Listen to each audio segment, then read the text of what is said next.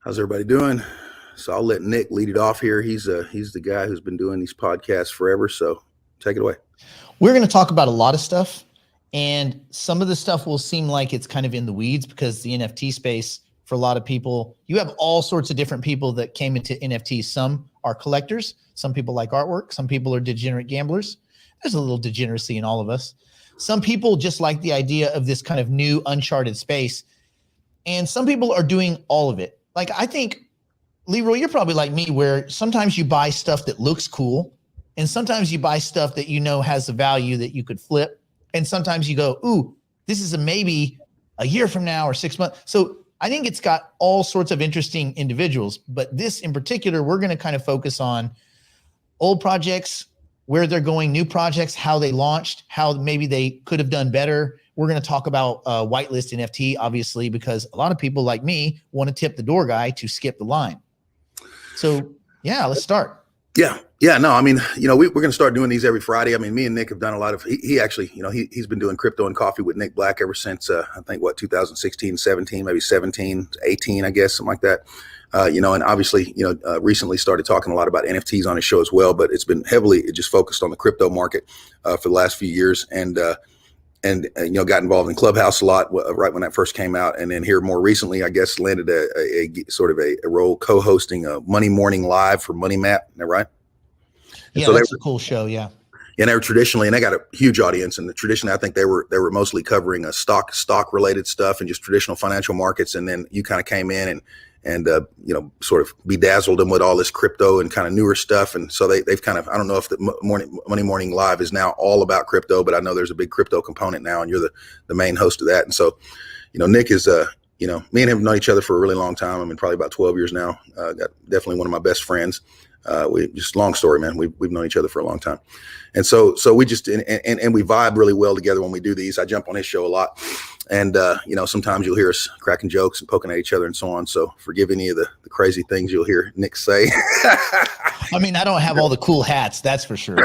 Yeah. So basically NFT Friday, the very first episode here is going to be a lot about WhitelistNFT.xyz, which is this new platform we're just in the process of launching here. And we're going to talk a little bit about what led to the launch of that and, how we feel like that's going to impact the NFT space.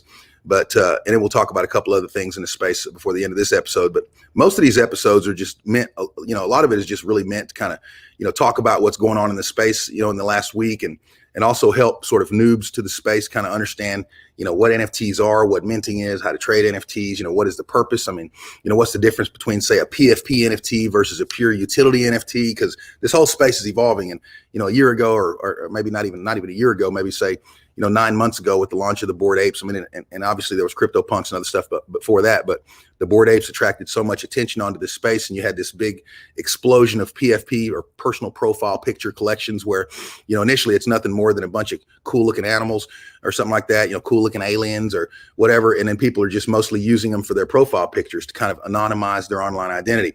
And that was really the only utility a lot of these initial collections had. And that's all they needed because NFTs were such a new thing. People were just freaking out that you could actually have a crypto token with some kind of art attached to it.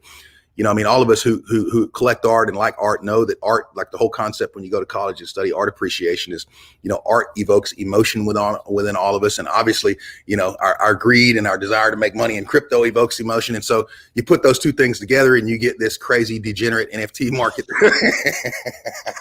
It's like when you go from plutonium found in the ground to enriched weapons grade plutonium. So you go from degeneracy to enriched weapons grade degeneracy in the NFT space.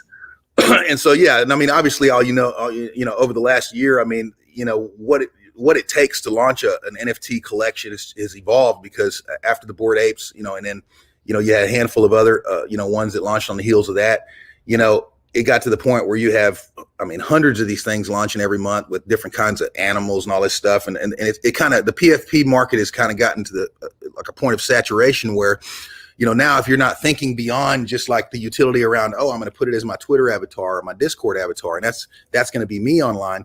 And if that's all you're trying to give the market, then you're going to have a hell of a time selling it out because there's just so many of those kind of collections. And so now people are, the founders are trying to figure out like, how can I add utility is the big buzzword in the space, where like you get your initial NFT, but then maybe, you're going to try to figure out how to embed that into the metaverse or into some kind of, web-based game or something like that. And or whatever. I mean, maybe we're going to let people stake it and earn tokens or whatever. But now just about all the collections that are launching, I mean, the founders realize that like simply launching a profile picture collection, is probably not, unless it's just some absolute mind-blowing art, and it's still going to be hard if it is, then you're probably going to have to think beyond the launch and figure out like, how, what can people do with this thing other than just, anonymize their online identity with it.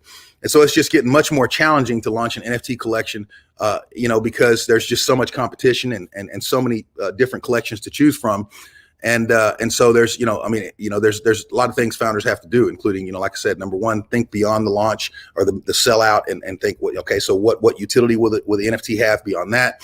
And then even the sale itself, you have to get really creative in the way you're marketing the sale. And it's just a much more, competitive space. And so a lot of that is what, led us to launch Whitelist NFT. And even before that, last year, I launched a launch pad called winmint.com. And so, yeah, I mean, that's a little bit about what we're doing with the show. It's really just a freestyle kind of show where we're talking about NFTs and what's going on in the space and trying to help educate people. And that's really about it. So, and I'll let you go for a second, Nick, and then I will just kind of launch into some of the whitelist stuff. Yeah, I think just to kind of jump on that point, which you're talking about, like the what now factor. So the early NFT space was check this out. It's kind of like going to a birthday party. You're like, woo woo. Birthday party. And then the cake comes out, you blow out the candles, you've eaten a little cake and you're like, sweet. And then that's kind of it.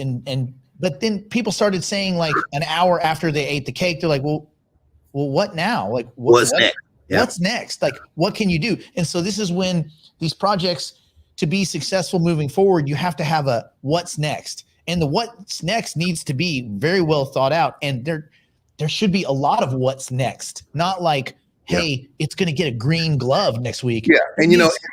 And so the catch-all, like the one answer to that question that every collection thinks is like the silver bullet now is like metaverse. Play to earn, it's really either the play to earn game or metaverse. And I mean, and realistically, a lot of times founders don't even know the difference between the two. I mean, like it's just, but it's like, that's kind of the next big sort of thing. At least that's what founders think the next big thing is. I actually think there's a lot of different sort of next big things in the NFT space, but whatever the case, it all revolves around utility. And so obviously like the most obvious sort of low hanging fruit kind of sort of utility for an NFT is, okay, you can, maybe you get the original PFP version, you can use it as your online identity.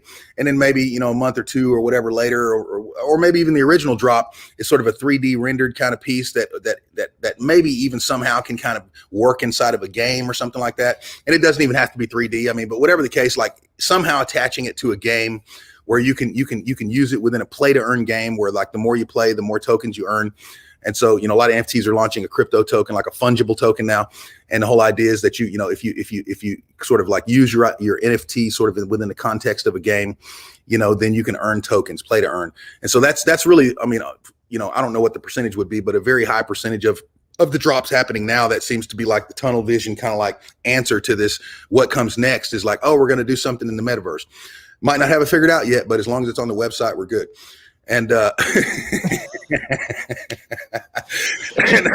just put it in the roadmap. Put it in the roadmap, even if you have to put a glowing question mark. Metaverse. As long as there's something. As long as you have that word on there, But there's so many things that I think that like ideas and sort of creative ways to add utility to an NFT. Or to make an NFT more useful beyond the PFP, that I think that we're going to see a lot of interesting things. And so, just to launch into the whitelist NFT. So, long story short, I started off as a crypto investor back in 2016. Me and Nick did together. I mean, we were buying lumens at like half a cent and Ripple, I think at like whatever, something really low price, and just kind of it was less than a penny too. They were both, remember, matter of fact, at that time, lumens were more expensive by a little bit, I think. I think Lumens was always less than Ripple back then. Yeah, there was a weird time, but they were both trading sub one penny for quite a while. Yeah. And so we just got really heavy into crypto back in 2016, 17. And I mean, we were just high flying good through 2017. Thought, nothing could stop us. And then well, technically, remember, it goes back further than that. Remember in spring of 2014, you and the guys went to a hackathon, and you actually were building a kind of an early exchange, right? Well, yeah, I mean, so a buddy of mine from back then came over to my house and said, let's fly out. He had already booked some spots for a hackathon in San Francisco, which soon thereafter, me and my wife moved to San Francisco and stayed out there for 5 years. Lived in Mountain View and Milpitas, and eventually we moved to Aptos and lived on the beach and just kind of immersed ourselves in startup culture out there. Wound up working for a bunch of really cool, really big companies like Apple and just all kinds of companies out there, PayPal, eBay. But then, I mean, just a ton of them, Cisco, and a bunch of startups as well. But I, mainly went out there because I wanted to be part of the startup scene. They got all these meetups and like conferences where, companies will get up there, startups will get up there and pitch. And, and I've just been obsessed with like startups and creating businesses. I mean, ever since I was knocking doors, selling greeting cards when I was 5 years old. And, and so it's just like a cool culture out there. And, but yeah, one of my buddies came to me in 2013, I believe it was.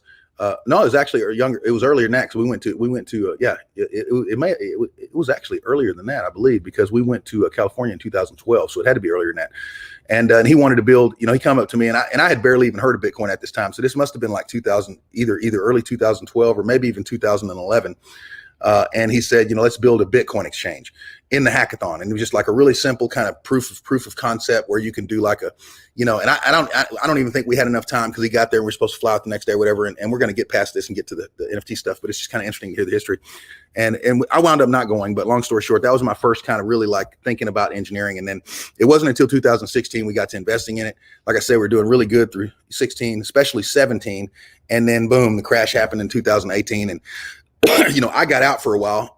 Nick kind of kept on going the whole time and kept on buying and also started doing podcasting and all this stuff. And then I kind of jumped back in and I actually did get out, obviously nobody got out with all their appendages attached, but I did get out with at least a finger.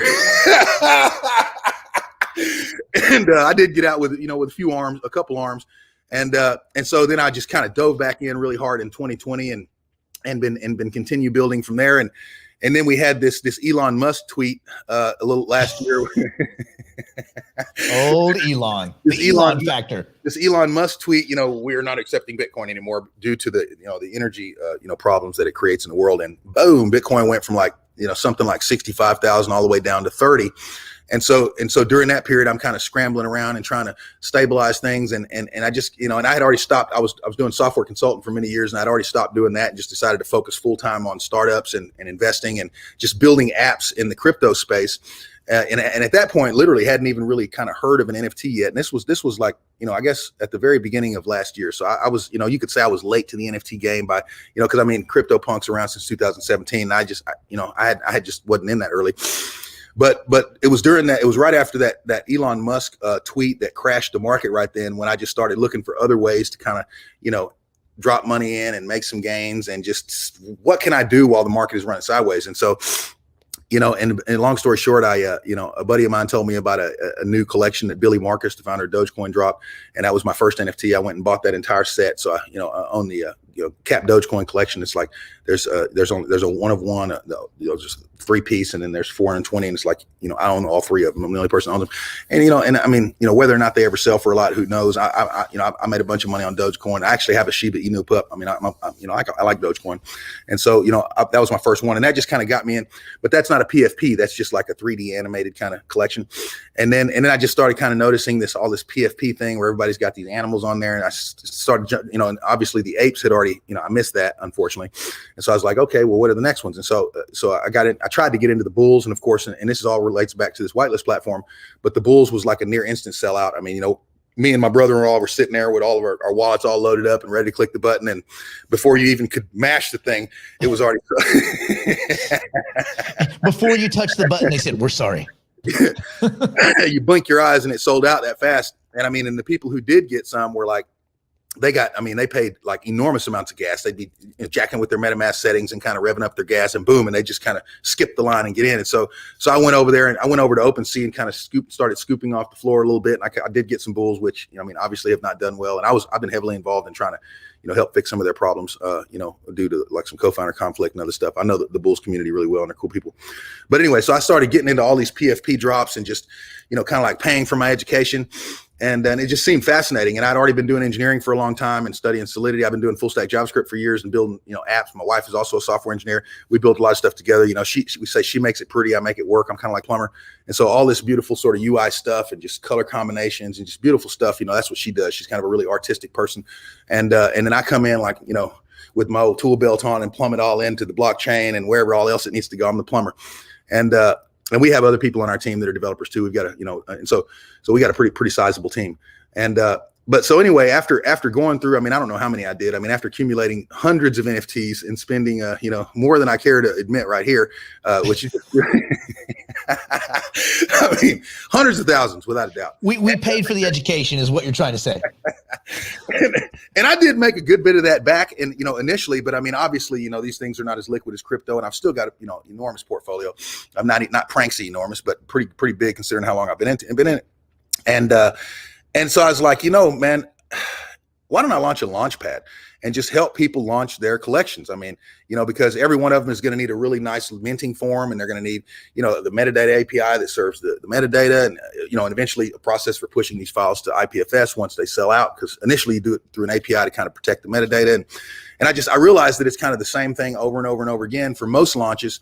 You might get a little bit of customization in the smart contract for little special sort of features they might need in their sale, but mostly it's just the same thing over and over and over again. And so I felt like, and the one thing that clinched it and made me decide to do the Launchpad was Crypto Babe and John Lemon, the founders of DogePound, approached me, because we have this thing called Token Alert and Coin Alert. And we were already in the crypto space with tools and doing all kinds of stuff. And I was already running around messing with communities and doing stuff. And somehow they found me and they approached me and said, can you review our smart contract and just make sure there's no bugs in it or whatever, or there's nothing kind of sketchy going on in the withdraw function and so on. So I reviewed their contract and it looked all legit, except in the withdraw function, I saw that the developers had coded in, and they're probably not happy I share this, but who cares? Go look at the contract and you'll see it, a 50% rev share. Wait a minute. They just thought they'd slip that in, right? And so I was like, there's a 50% rev share in there. Like, oh yeah, that's, we just agreed to give the devs 50%. I was like, Jesus Christ. So you're going to give them 50% of the entire raise, just for building the smart. The smart contract is not rocket science, and so I just started realizing that, you can make a living doing this. You can actually build a business around helping projects launch and not gutting them and taking 50%. So I was like, why don't I just build a really nice launch pad around this and make it possible for projects to approach us, and we'll just take a look and see if we want to launch them. And if we do, then we just do 10%, and we just code it into the contract, and we do 10%. They can do whatever else they want with it. We'll code it into the contract so they can't just I don't have to send them an invoice and then pray that they'll pay me. As soon as they click the withdraw button, the money goes out as it's supposed to. We get paid, and we're on to the next project. And so I launched that. And real quick, I think this is important. Yeah. That specifically is also what helps these artists know that they're going to get paid. And it's that smart contract functionality. A lot of people don't realize this is the way you would sell art. This protects the artist's royalties. Yeah. In the same way that's one of the most fascinating things for me around Solidity and sort of smart contract development. And this started before I kind of got obsessed with building the NFT apps, was just the idea, because as you know, I've been doing consulting, I started, and my name is Leroy, everybody know. You go to winmint.com, go to the team page, roll over it, look at me. You'll see my name and everything there. My whole team is doxed. If you go to LinkedIn, you can search for me there. You'll see all these companies I've worked for, stuff I've done. I don't hide behind PFPs. I am who I am. I just like Zorfix, because a lot of times I'll especially in crypto, I'll sit there and kind of open people's eyes to all the possibilities of crypto. So you got my little avatar with the Bitcoin pill and the dollar pill. And I was a big fan of the Matrix, and I like the, Morpheus in the Matrix. And so that's my avatar. But yeah, I don't mind. I spent too many years building a career in software engineering to just all of a sudden become somebody else and not somehow attach my identity to that. I feel like it gives me engineering credibility. So I'm yeah. But I'm Scandal Dog 69 for any of you. But yeah, no, I mean, dude, one of the things that really fascinated me about smart contract development was the ability for me to just absolutely guarantee and enforce that I get paid when I do work. Because I mean, as you know, I've been running a software consulting business for like since 2010, and I mean, there's probably only a couple times in that entire time period that I ever kind of got where they just didn't pay the bill. But that's mostly because most of my contracting was with these big Fortune 500s or Fortune 100s or well-funded startups. And I'm just really picky about the companies that I work for.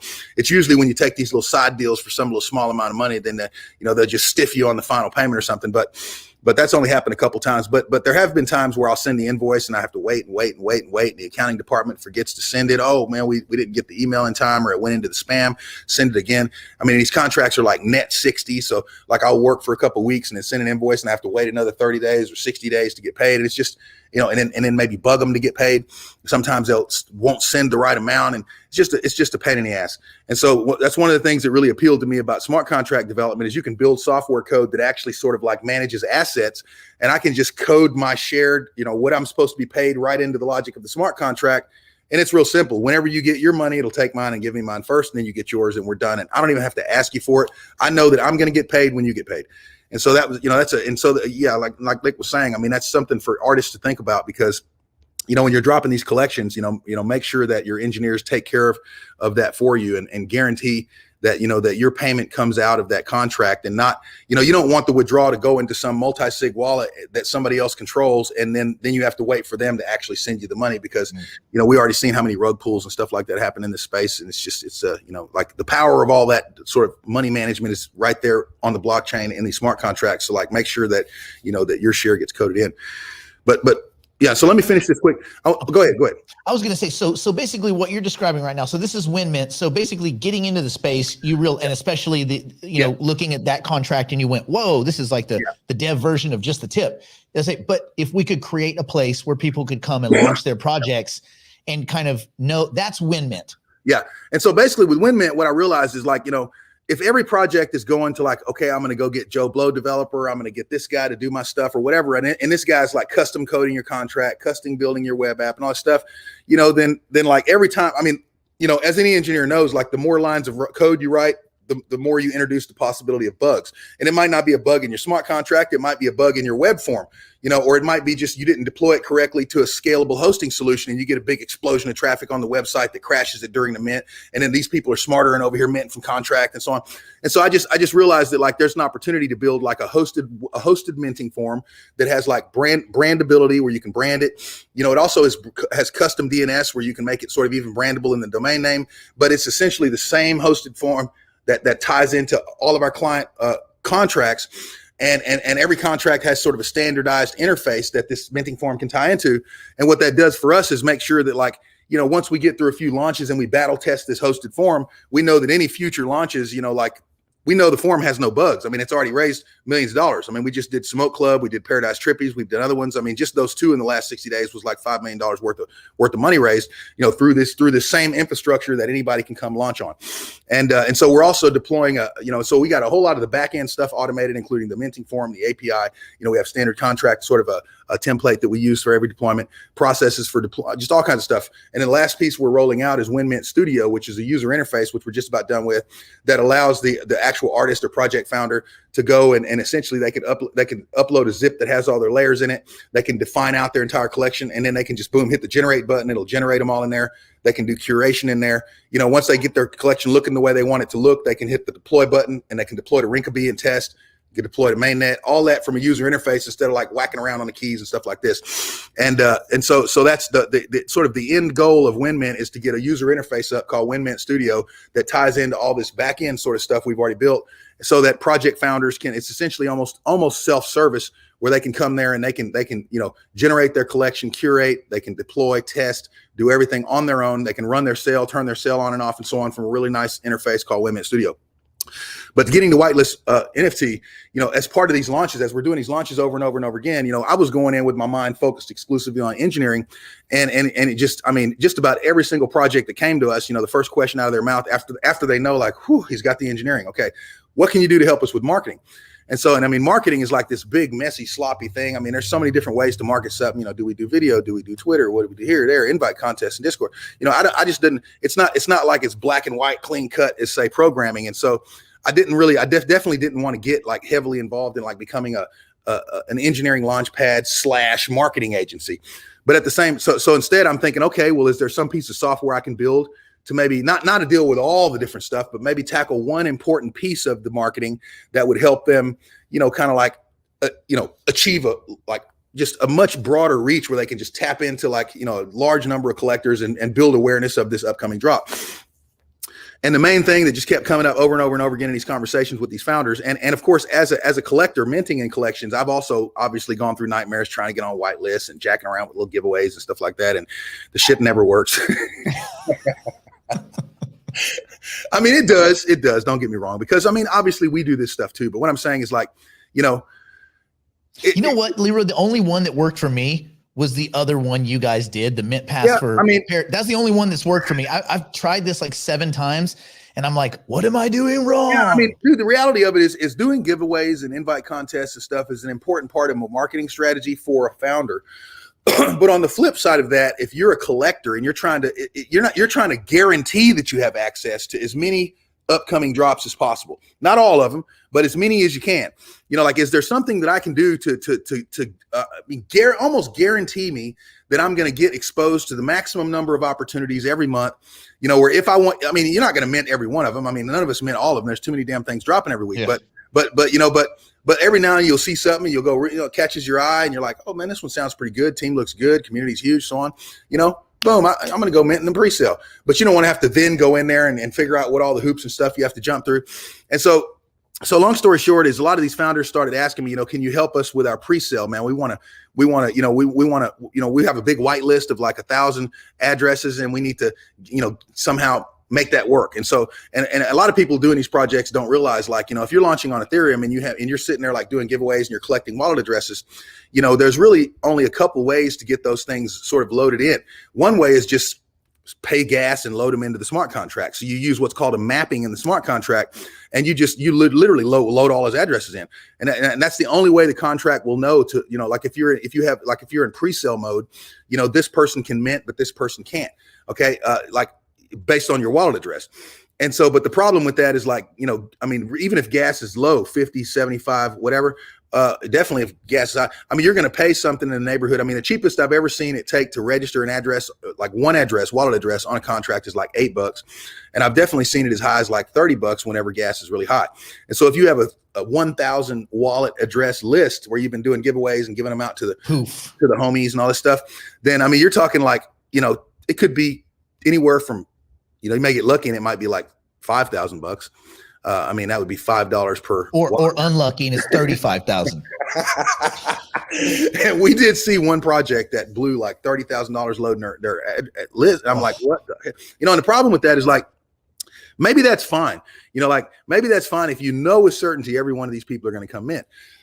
You know, so you're like, okay, you know, we'll spend $30,000 up front because we're going to do a bigger raise and it'll pay off, you know, down the road. But if you load up 1,000 wallet addresses, I mean, it's just like, you know, bulk email marketing. I mean, you know, people are getting free giveaways and stuff like this and getting whitelisted, and they punch it in there. But when it comes to mint day, there's various reasons. I mean, people might be off on a vacation. They might not have any eat that day. They might have lost interest, whatever. And so it's going to be some small percentage of people that come out of that list. You might get, like, if you're lucky, 20, 30%, maybe. Is that what kind of the click-through rates are on whitelist? Is that what you're seeing? You know, I haven't, you know, I mean, any of this stuff, when you're trying to put together stats, you'd have to kind of collect it over a large number of drops. And I haven't, like, I mean, it would be nice to create a database and kind of know, like, you know, for traditional, what I like to call traditional whitelisting strategies, which Whitelist NFT goes way beyond this, you know, which is just collect all the wallet addresses, register them on a contract, and then, you know, hope like hell as many people as possible out of that list come and mint in the pre-sale. You know, I don't have the numbers on that yet, but so basically, you know, these founders asking me, you know, how can you help us with our whitelist? I mean, is there anything you can do to help us get around the high gas of loading the list? And I mean, and you can tell them no 500 times and they'll come back and ask that same question tomorrow. Because it's like, it's hard to believe. Like, I have 1,000 wallet addresses and all I want to do is just, like, let my mentors mint like why is it going to cost me this much money? Well, because I have no control over Ethereum. I mean, just like, none of us do. So like, your only option is maybe either go launch on a different chain like Phantom or Polygon or something like that. But then again, the secondary market is not so big there. So you're going to kind of lose that huge secondary market. And probably even the number of people, I mean, not probably, definitely even the number of people who know how to manage a Phantom wallet or MetaMask configured for Polygon or whatever is just so low compared to the people who have managed to figure out MetaMask for Ethereum, that even your primary market, your mentors, is going to be a lot less. Now, of course, there's a lot less projects to compete with on those chains, so that's an advantage. But then there also is just a lot less people doing this stuff on those chains. So essentially, it's kind of like the barrier to entry is the inconvenience of having to go and learn the new buttons and whistles and clicks, because I've been messing with Polygon on MetaMask. It's not just a one-click fix. It's a process, and so I get where a lot of people just go, I'm out, bro. Yeah, and I mean, and everybody will get more and more familiar with using these different chains. So, but yeah, so a lot of these founders were asking, can you help us with our pre-sale? First of all, can you help us figure out how to load make it so that our whitelist, sort of like whitelisters, can mint, and so some of the initial contracts, we were doing just had the traditional sort of like, add to whitelist, so on, and they just punch them in there and we're done. But it's just very high gas cost. And so one of the first things I started thinking about was, how can we possibly build a smart contract that can query an off-chain database? Okay, so instead of like collecting wallet addresses, you can just award Discord roles, or you can collect Twitter usernames, because that's really the main two ways that an NFT project is awarding whitelist spots. Is they're doing it in Discord, or they're doing it on Twitter. I mean, or of course, you'll just grab somebody's wallet address, maybe from but those are the three ways. So you got their wallet address, maybe you awarded a Discord role, or you did a giveaway on Twitter and that Twitter's Twitter username. You definitely don't want to tell somebody they won on Twitter and then let them come over to Discord and give you your wallet address, because that could be somebody totally different. But those three ways. And so I started thinking, it'd be interesting to build a smart contract where we can essentially store these wallet addresses, these approved Discord roles, and these Twitter usernames in an off-chain database, like say DynamoDB, MySQL, whatever. And we don't do MySQL anymore. I've done MySQL for years, so it's all like we're totally serverless guys. So, but you store it in an off-chain database, and then you deploy your smart contract, and basically a smart contract without some extra little sort of like bells and whistles is not able to talk to an off-chain API or an off-chain database. So the question is, like whenever somebody goes to mint, or when they connect their wallet to your web form and you want to, you can query either an API directly or query the contract that can query the API. It would be better just to query the API directly from the web app, just to see like, is this person? So a person could go there, they connect their wallet, they connect their Discord, and they connect their Twitter. Okay, so just like traditional stuff, log in with Discord, log in or connect Twitter, connect Discord. And so just think those three things. As long as you connect your wallet, connect your Discord, and connect your Twitter, okay, then that gives us everything we need to query the database and see, did this person get whitelisted by a wallet address? When they connect with Discord, we can query Discord and see what roles you have, and we can query the database and see, is this that's one of the roles match an approved role for this particular project? They said, okay, like in our case, we got verified pipe whitelist. That's our whitelist role. And so as long as we register that in WhitelistNFT.xyz, anybody who goes to our app and basically, connects their Discord, we can query the database and see, okay, this person has an approved role. And so long story short, you can store these approved roles, Discord usernames, and wallet addresses in an off-chain database instead of on-chain. So you have to load it in there with all the gas.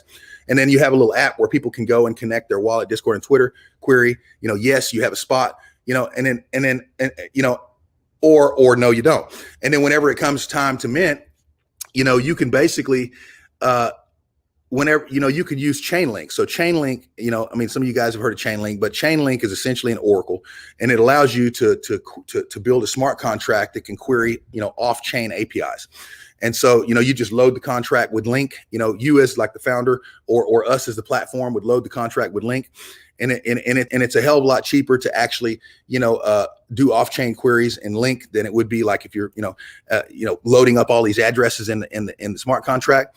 And the reality is that query would never even fire off in the first place unless somebody was trying to mint and had already agreed to pay gas. So at that point, you're spending Link to actually like do a mint where you're making money back. So it's worth it. People are not just like banging that thing and querying through Chainlink. So that's almost like pay as you go type scenario where as a founder, you're only going to lose a little cash to get some more cash.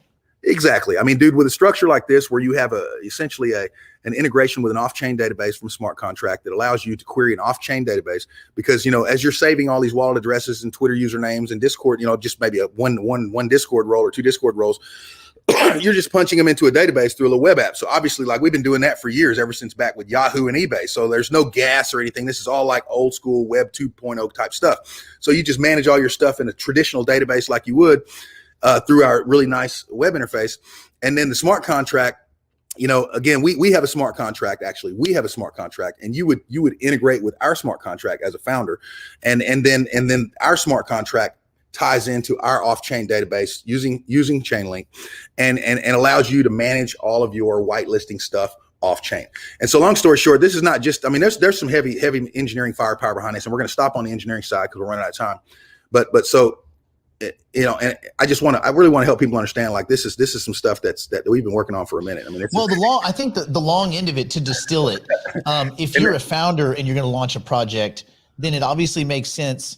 If you just want to get to market as lean as possible, this is that. Yeah. I mean, dude, you don't want to have to figure out all this engineering stuff. I mean, first of all, and it goes beyond this. We're going to get to this here in a minute.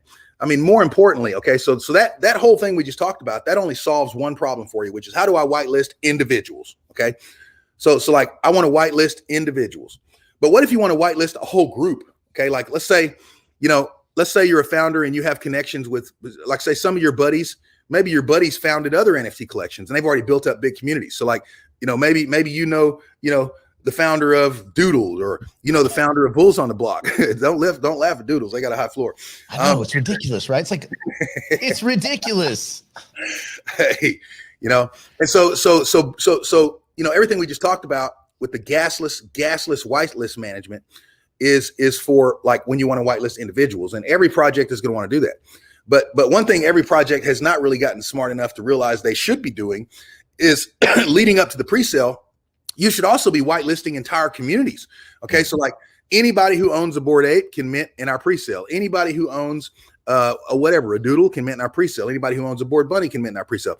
And so you want to basically put in place collaborations with other existing NFT communities, because obviously anybody who holds a Bored Ape or a Doodle or a Bull on the Block or whatever, I mean, these people are obviously NFT collectors, and they're going to be interested, not in every drop. I mean, they might not be interested in your drop, but whatever the case, if it's really easy to just tap into all these various sort of, like, communities, then it increases the chances that between your actual whitelist of individuals, as well as all of these whitelisted communities, you can bring as many sort of collectors as possible to your pre-sale, and probably increase the chances of selling out. And so that's really the bigger and more interesting piece. And I definitely think, like, this individual whitelisting piece is fascinating, like gasless. I mean, that's like critical. But what's even more critical is having the machinery in place to very easily whitelist a smart contract address, because that's basically how you whitelist a community. If you wanted to whitelist all Bored Ape Yacht Club holders, all you have to do is have the sort of the smart contract logic in place to whitelist a single smart contract address, the smart contract of the Bored Ape Yacht Club NFT, the ERC 721 token. And so, instead of loading 10,000 addresses representing all the different Bored Apes, you just whitelist that one smart contract address, and then you have your contract set up where when they come over to mint, in the pre-sale, you can actually do what's called a balance of query, and you can check their wallet to see if they own a Bored Ape.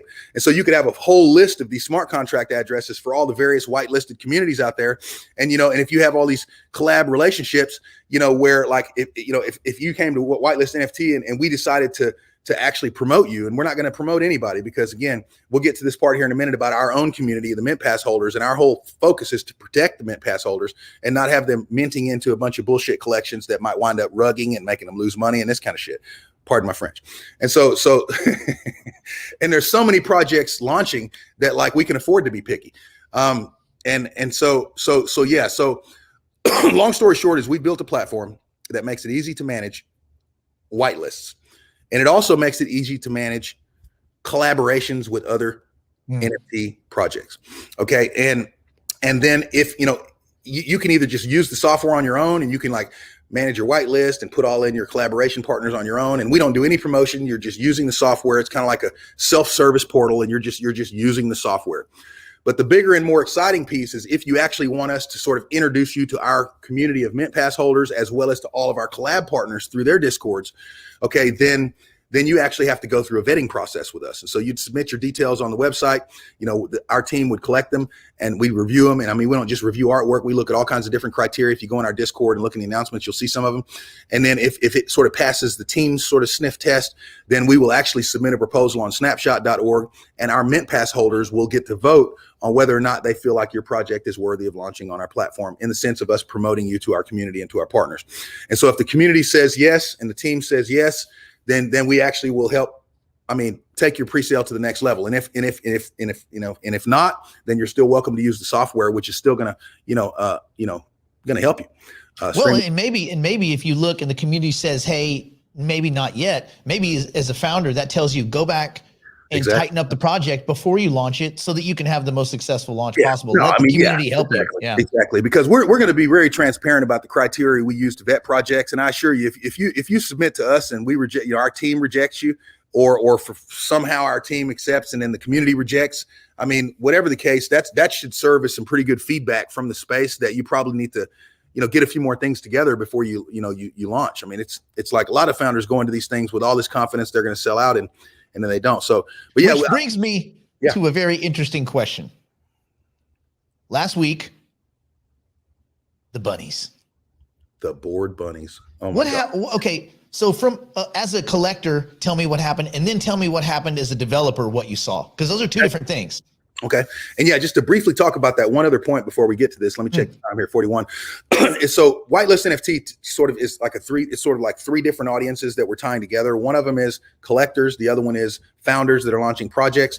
And the other one is, partner NFT communities. And so the whole concept, and that's this third piece right here. Yep, there you go. Okay. And so the partner communities, like Dogepound is a perfect example. They're probably the best example in the space of a project that immediately evolved into kind of like a launch pad. They got the Dogepound launch pad, and they work with a bunch of other projects that are launching, and they help them with a bunch of stuff, including introducing them to the Dogepound community. John Lemon doesn't charge any money for this. His whole goal with doing this is he wants to just constantly expose his community to new opportunities. And if you hold the Dogepound NFT, that NFT kind of doubles as a Mint Pass. Okay. And so I'm hoping and I'm thinking that a lot of other projects will catch wind, catch on that, because again, like we said at the beginning of the show, most of these founders are thinking the only kind of utility you can really add is like metaverse, play to earn. But converting your NFT into kind of a Mint Pass is also a form of NFT. Like if your holders can gain access to a lot of other interesting jobs just by holding your NFT, that in itself is very valuable. And so I think you're going to see a lot more projects doing what John Lemon and Dogepound are doing, where they're collabing with they're basically like trying to work with like up and coming projects that are launching and get their NFT smart contract address whitelisted into their contract so that their community can go over and mint in their pre-sale. So that's the third piece of this, and we'll just kind of leave it at that. But that's a little bit about the platform, and I know we're kind of moving fast here, but I'm trying to really give it from all angles instead of just from the collector angle. Like, why would a founder care? Why would a collector care? Because like it's kind of like Shark Tank. You want as many deals flowing in as possible. That doesn't mean you're going to invest in all of them, but it's nice. It's called deal flow. You want to have deal flow. And so you have some really nice projects launching kind of like this, like Journey, which just raised like $40 million in the span of a day with a Dutch auction, which is crazy. These things sold at like 3 ETH. I assure you our mint price will damn sure not be 3 ETH. But then of course the holders, it won't even be 1 ETH. It's going to be a very reasonable price, and we'll have the pricing out here soon. But the holders now, it's a launch pad, and the holders, they only have access to Journey Launchpad projects. So you might get, it's not many. It's just every now and then you'll get one. And so with the whitelist NFT approach, we're not trying to instead of me creating the Mint Pass for WinMint, where I say, you can mint any project we launch off the Launchpad, we decided to build this whitelist platform so that any project out there that basically passes sort of like all of our vetting, is a potential deal that our community and our partner communities can participate in if they want to, So there's going to be a lot more deal flow and a lot more opportunities, and of course some good vetting in place to make sure that sort of the bullshit doesn't get through. But it's just a completely different approach to doing a mint pass than anybody has done so far, because we're not trying to be the launch pad. We've already got a launch pad. Okay.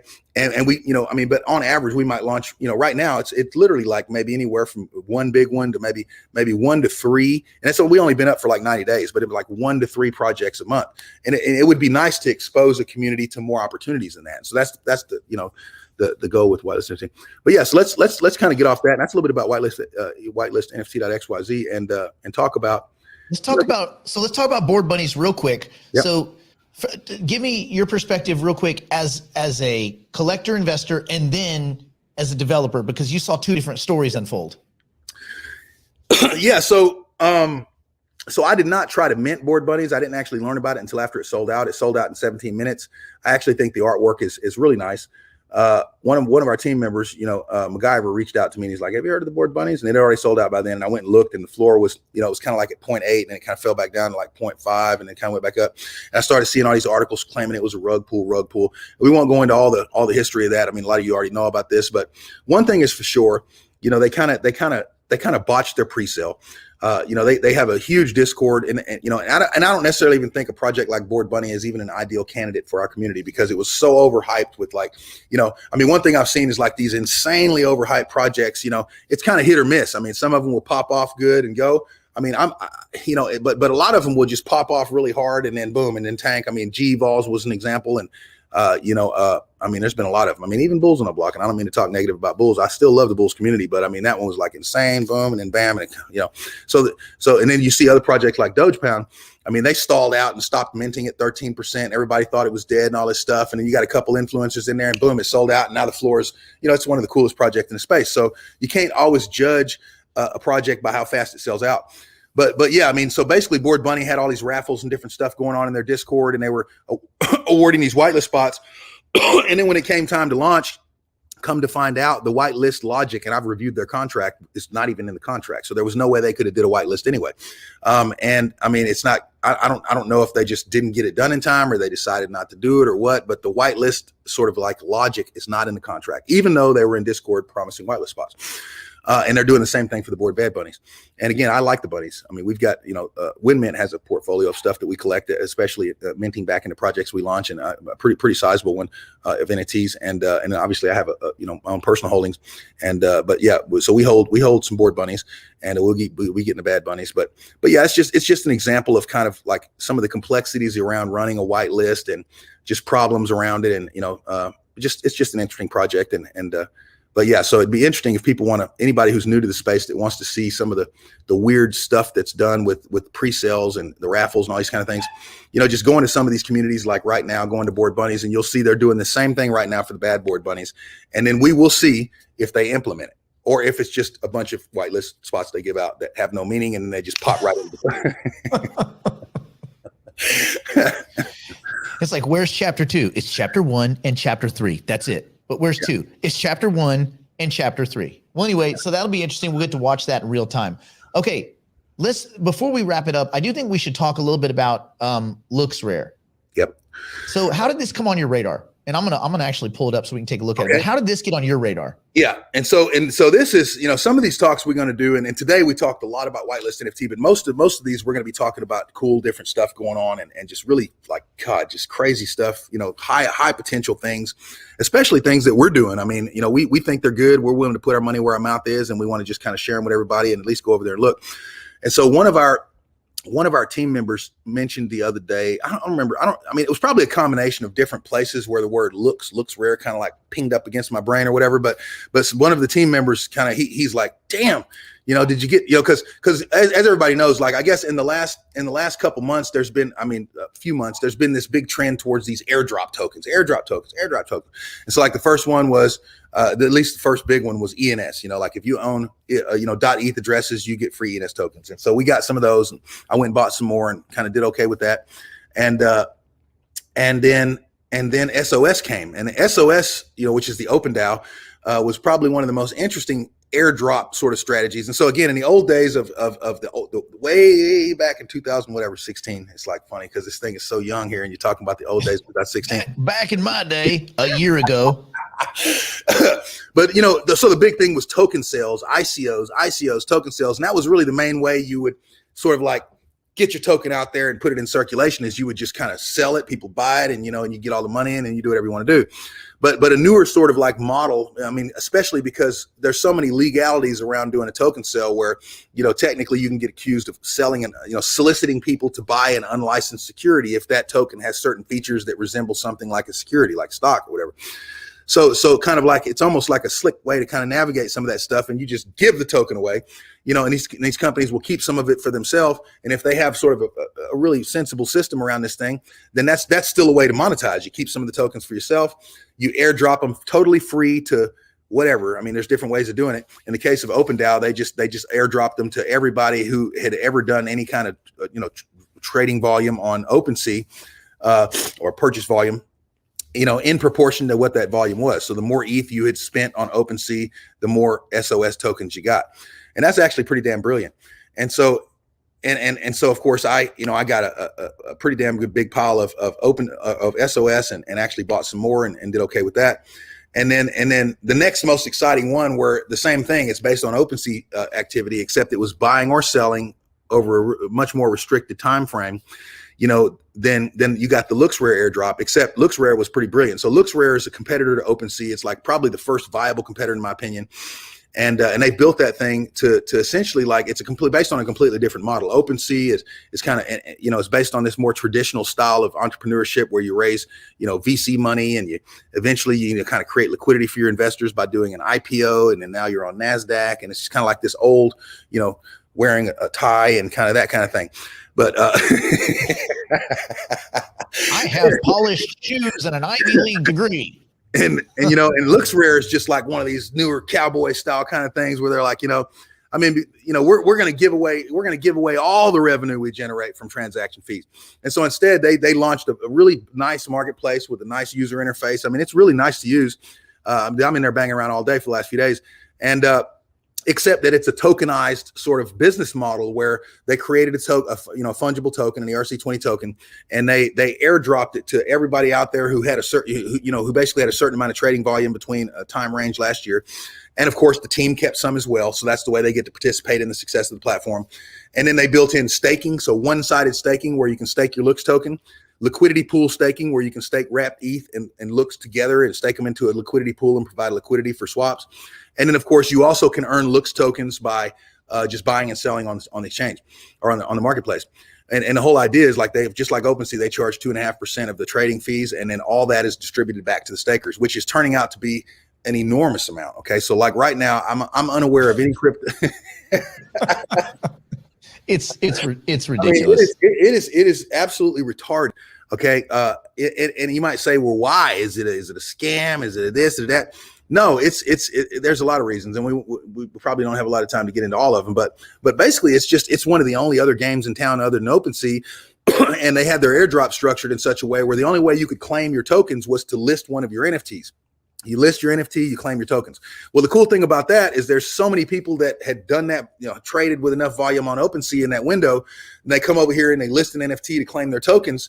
And then all of a sudden, boom, you have a marketplace that's populated with thousands and thousands of NFTs like overnight. So that was like a brilliant way for them to seed the marketplace with a bunch of NFTs and kind of jumpstart some sort of trading, And then, of course, they further incentivize buying and selling by saying, for every time you buy or sell, you actually earn Looks tokens. You can stake the Look tokens to actually earn more Look tokens, as well as to earn wrapped ETH as a percentage of the transaction distribution, sharing all the and it's just brilliant, man.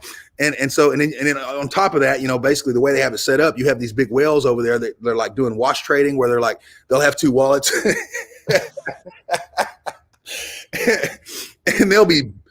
it's just really the Meebits and Loot collection, or Meebits and Loot, because Meebits and Loot don't have that reseller royalty. It's like a zero reseller royalty. So all you're paying is your gas and your 2.5 or whatever it is % for the marketplace fee. But every time you buy or sell, you earn the Looks tokens. And of course, you also get a percentage of that transaction fee, kind of, as part of the slice of the bigger pie. But most importantly, you get the Looks tokens. And so if you go Google, you'll see some articles over the last few days showing that some of these whales are over there just playing ping pong back and forth between their wallets and they're selling themselves immediate back and forth. Boom, boom, boom, boom. And by doing that, they're creating a whole bunch of sort of buying and selling activity for two different wallets, where both wallets are getting, these loot tokens, which I'm not doing that. I don't have time for it. I'm busy building software all day and trying to do other cool shit. But I'm glad they're doing it. And the article said that the founding team doesn't seem to care, which, I mean, I'm sure they really don't, because it produces transaction fees for the platform, and good volume, and it also shows people that it is easy and relatively cost effective to bang out a bunch of sales. Yeah. And so they did say they're going to separate out sort of the wash trading stuff from the legitimate transactions soon, so they can do more of an apples to apples comparison with OpenSea. But I mean, but whatever the case, due to just the tremendous amount of trading volume happening on LooksRare right now, which is on level with OpenSea per day. I mean, like on day one, I think LooksRare did $100 million in trading volume, and OpenSea did 130. And I'm pretty sure by day two, LooksRare actually passed them. And obviously clearly that's due to the wash trading, but I would expect that, that volume, I mean, as the entire NFT space continues growing, because we only have a few little NFT people in here messing with this stuff, I don't see any reason in the world why the daily trading volume for both OpenSea and LooksRare doesn't go up over time.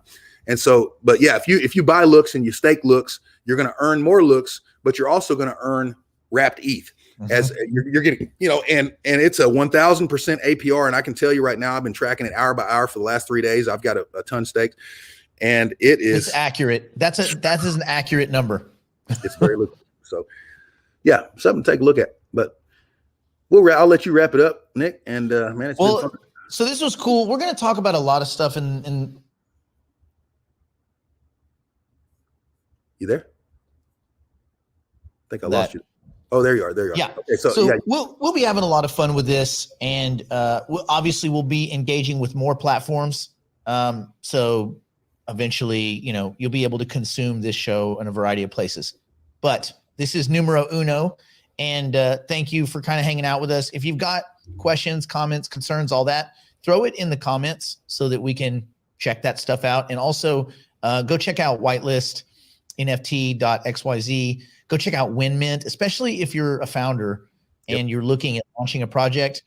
At least look at your options before you start plunking down money on developers that, forget, like chapter 2, of 3 chapters and things. So be careful, because if you launch bad, there's no turning back. Once you fire that missile, it's been fired. So just be very careful, and let your degenerate DNA flex a little bit, have a little fun in the NFT space. This is the one place in crypto where you can be very business minded, but you can also have a lot of fun. See y'all next week. Deuces.